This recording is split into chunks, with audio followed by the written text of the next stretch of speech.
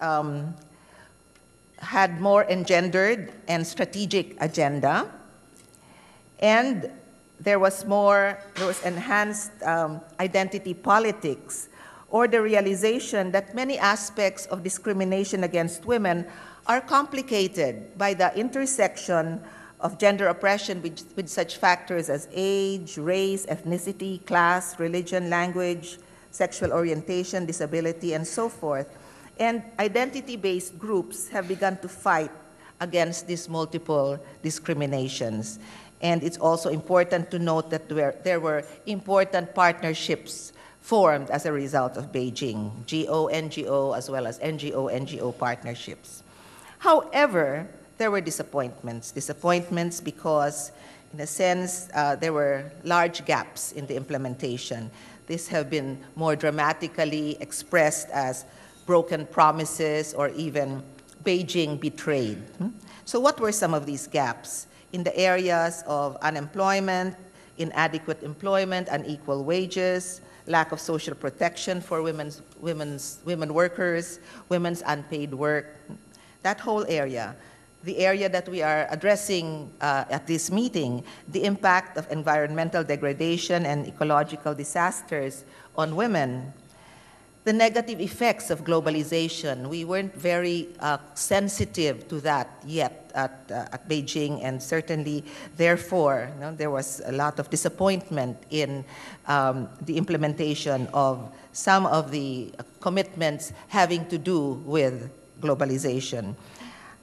We also recognize that microcredit, which is one of the favorite strategies for helping women, was really beginning to show that it had micro impact, not the impact we would hope, because it lacked the ability to affect real and long-term change, because it doesn't address the real long-term structural problems and relationship problems.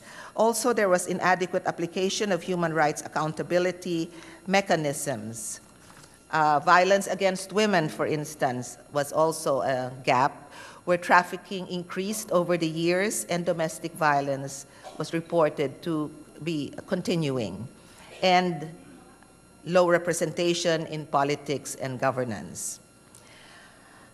It was also necessary for the implementation of the Beijing Platform for Action to confront emerging issues, such as the role of the United Nations. We had to accept the fact that conditions on the United Nations stage had changed dramatically since Beijing. Also, there were new right-wing governments that had come in and were, in a sense, turning around their own government's commitments in Beijing. Extreme unilateralism on the part of the United States, and also the participation of civil society in the UN meetings had diminished considerably, as evidenced in the 2005 Millennium Summit +5. Global trends were also a concern: religious and ethnic fundamentalisms and armed conflict and terrorism, both which impact very strongly on women. We also have to flag the fact that the Millennium Development Goals, which were supposed to be a very positive development, had really was a mixed bag. That basically, the fact women's groups were disappointed that there was only one goal, Goal 3, the promotion of gender equality and empowerment of women, that really addressed women's issues. The human rights thrust of the declaration, the Millennium Declaration, was lost when you went down to the nitty-gritty of the goals. So it was very important to affirm that Goal 3 was on gender equality and women's empowerment was essential to achieving all the Millennium Development Goals. Let's see. Oh, sorry, I have to mention this as well. Another kind of gap, in a sense, was the disappointment over one of our favorite post-Beijing strategies, which was gender mainstreaming. This was presented as the way to really impact more women and in a more comprehensive way, but basically it was beginning to be misunderstood and misused in the sense that people did not seem to understand exactly what it meant, and they used it to justify taking funds away from women-specific machineries, because after all, gender mainstreaming was the mandate. I can't explain that too much longer because of time. So now let me go to some current critical areas of concern.